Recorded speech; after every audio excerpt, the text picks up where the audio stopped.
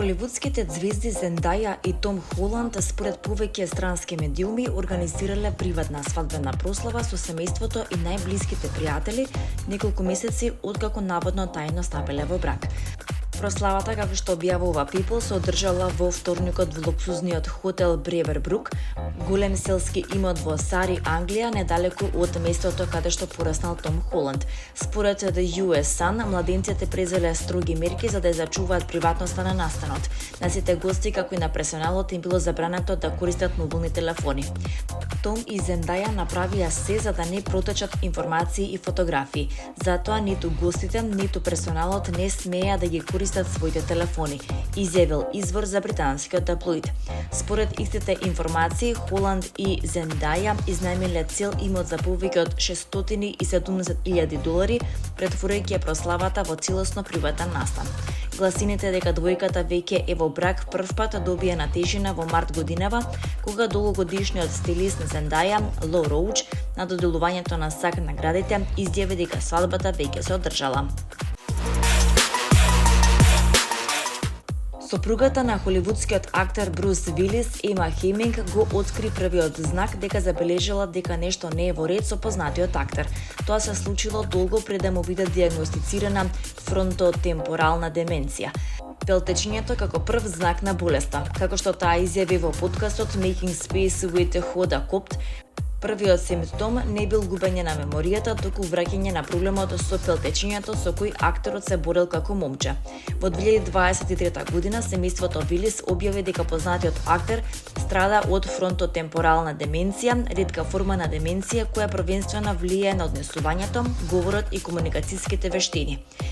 Ема Хеминг вели дека забележала дека Брус повторно почнал да пелтечи, иако успешно го држал проблемот под контрола со години. Забележав дека повторно пелтечеше. Како дете имаше сериозен проблем со пелтечењето, но во текот на животот научи како да го контролира. Потоа сватев дека повеќе не може да го прави тоа, рече таа. Во тој момент таа немаше поим дека ова е еден од првите симптоми на болеста што подоцна ќе биде диагностицирана. Борбата со вина. Ема исто така зборуваше за тоа колку и било тешко да ја балансира грижата за својот сопруг со сопствениот живот. Таа призна дека поради семејната ситуација не сакала да го прослави својот 50-ти роден ден. На крајот на наговор од пријателка таа организирала мала прослава, но вели дека се чувствувала виновна во текот на целата прослава. Тоа чувство ме следи цело време. Научив дека вината не ми помага и често се прашувам што би сакал Брус за мене, рече таа.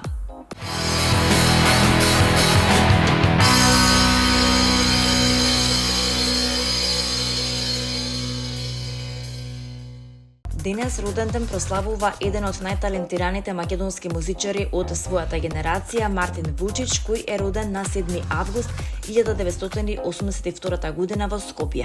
Пејач, тапанар, композитор, универзитетски професор и културен работник, Вучич зад себе има кариера исполнета со бројни успеси како на домашната, така и на меѓународната музичка сцена.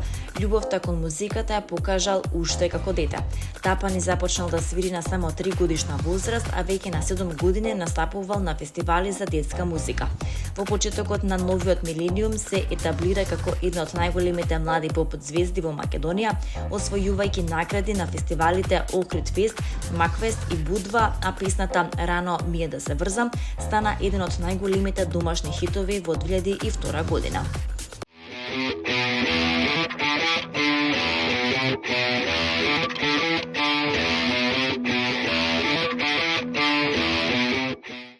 Во преполното придворје на црквата Света Софија, светски познатиот виолинист Стефан Миленковиќ и камерниот оркестар Профундис приредија незаборавна музичка вечер, која ја одбележаа врвни интерпретации, силни емоции и извонредна атмосфера.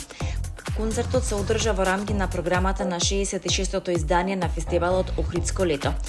Сцената, внимателно уредена и осветлена со стотици свеќи, создаде посебен амбиент кој совршено ја надополни музичката програма и на публиката и понуди несекојдневно аудиовизуелно доживување.